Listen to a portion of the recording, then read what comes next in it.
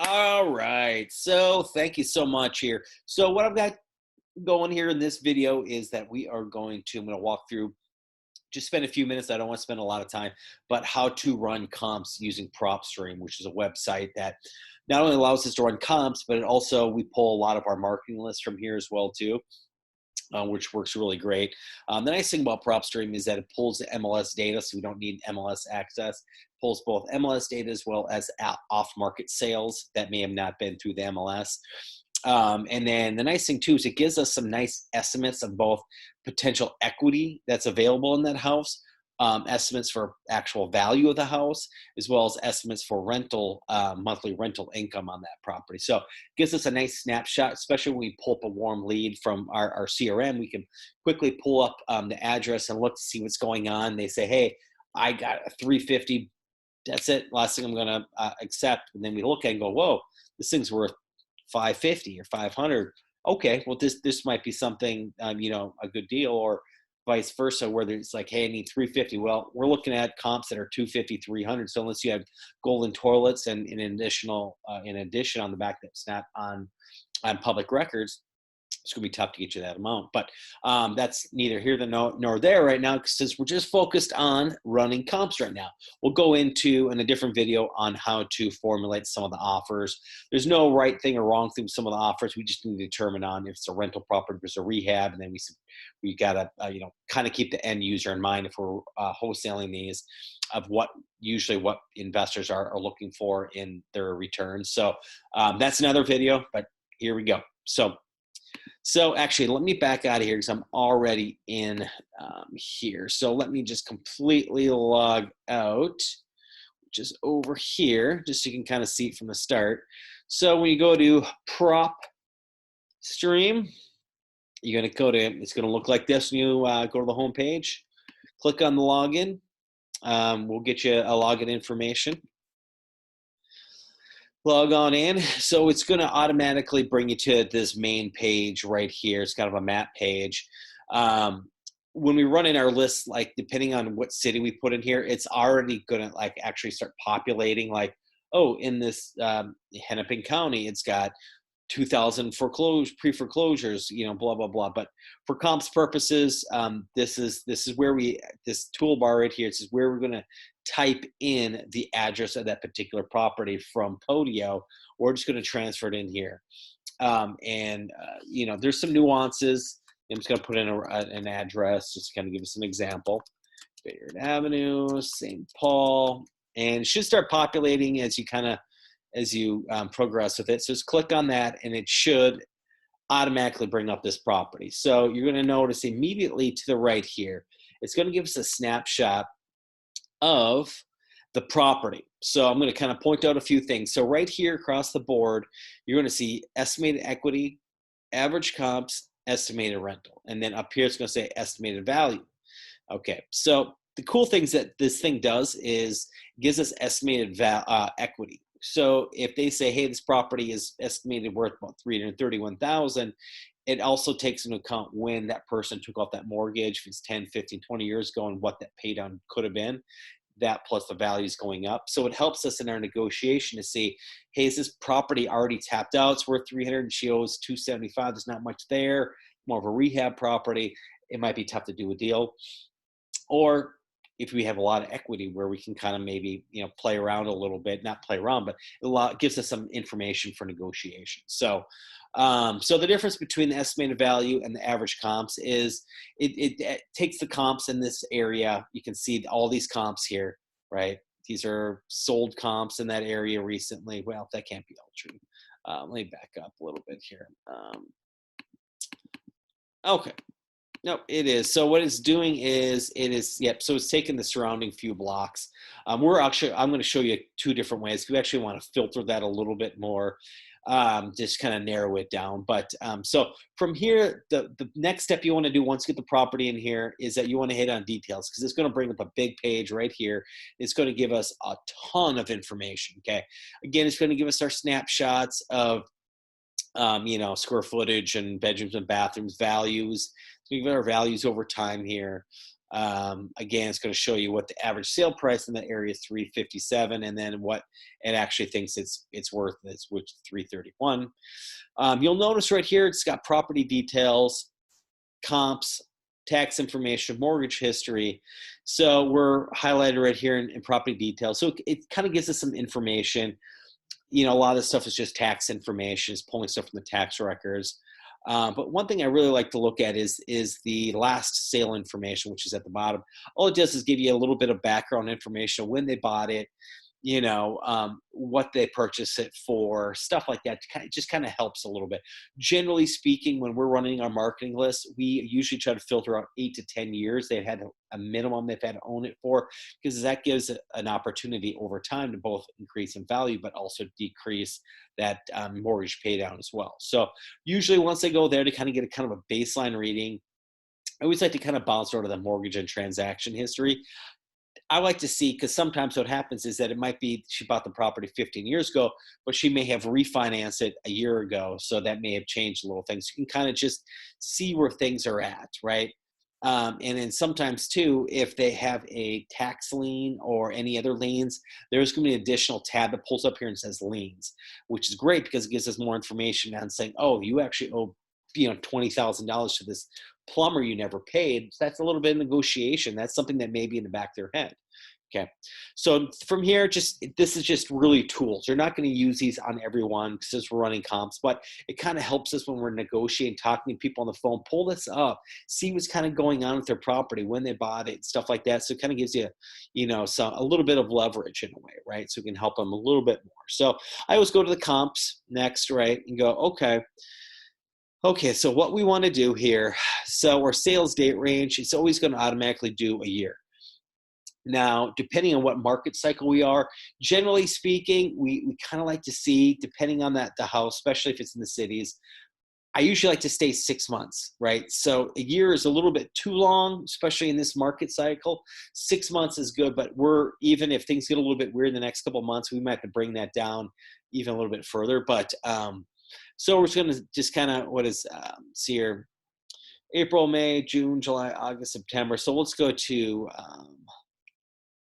put in 9. Let's go back 6 months till today. So, we want to have a decent range of our square footage right here. And we can find out what the actual square footage is right here, 1367. So you do want some leeway. You don't want it spot on. You want to see a couple hundred square feet above, a couple hundred square feet below. And one of the questions too is that our lead generators are trained to ask, but this is something you'll always want to ask as well, is, has there been any additions to the property? Has there been a finished basement? Is there now an egress or a walkout where now the square footage could be a little bit differently as well too? So, okay. So, and we're doing a half mile. Half mile is good. We usually like to do a quarter mile. So what I'm going to do right here is just go meant to do is 0.25. Okay. I like to always start off closer, right? And when we're running comps, you can see here on the map here as well, you can kind of zoom in and zoom out. When you're doing it, make sure that you're keeping streets in mind. Like when I mean streets, I mean like highways, because on one side of the highway, south side of the highway versus the north side of the highway, they may be technically less than a quarter mile away from each other, but values can differ greatly on one side of a train track to the next side of the train track. And very similar with this property is that you got main streets here, which is Snelling. Now properties can and cannot, comp differently on the east side versus the west side. So usually when we run your comps, you see these main roads here. You want to kind of stay within and around that house and not go over to the other side of that main road or a main highway or stuff like that, because values do change. We want to stay as localized as possible. Okay, so back up here, we know from here it's a 4-bedroom, 1-bathroom house. So we're just going to go in here and go minimum. We like to do a little bit of I don't usually like to do more, but I usually like to do like one less, just in case like 3 bedrooms are selling really high and there's just less 4-bedroom homes in that area. So you want to have a little bit of a range just to kind of get a base reading. So it says it's 1 bathroom. So I'm still going to go 1. I'm going to go 1 to 2 just because I want to see what's there. Sometimes it helps us when we're looking at properties going, hey, this thing's worth $300,000, but if somebody spent $10,000 and added a bathroom somewhere, Now that thing's worth 400,000 or whatever that happens to be. I know those are just numbers, and a bathroom usually doesn't add $100,000 of value, but just kind of helps you a little bit. You want a little range, a little bit. So then we want to click on property type, residential, and then we want to make sure we get the property type, which in this case is going to be a single family. We don't really deal with condos and townhomes, but we do deal with small multifamily. So a 2 to 4 unit building, you're going to see quite a few of those as well too. So click on the property type, right? And then you can kind of click off here. So you can see it filtered all those 27 properties down to essentially 3 properties. I like when we have 3 properties, 3, 4, 5 properties.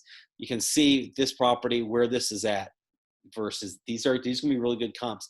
We didn't have to cross any of these main streets here in order to get our comps. So, and then here, this does scroll to the left and to the right. So it does have additional information. Okay. Some of them, if they've been on the market, they actually do have pictures. You can click on that. But one of the things that I like to do is just kind of get a base reading, right? Is, you know, uh, last sale amount. So this is, December, February, and then October. You can see our square footage, our property, that subject property is always going to be at top, highlighted in blue with this little blue house.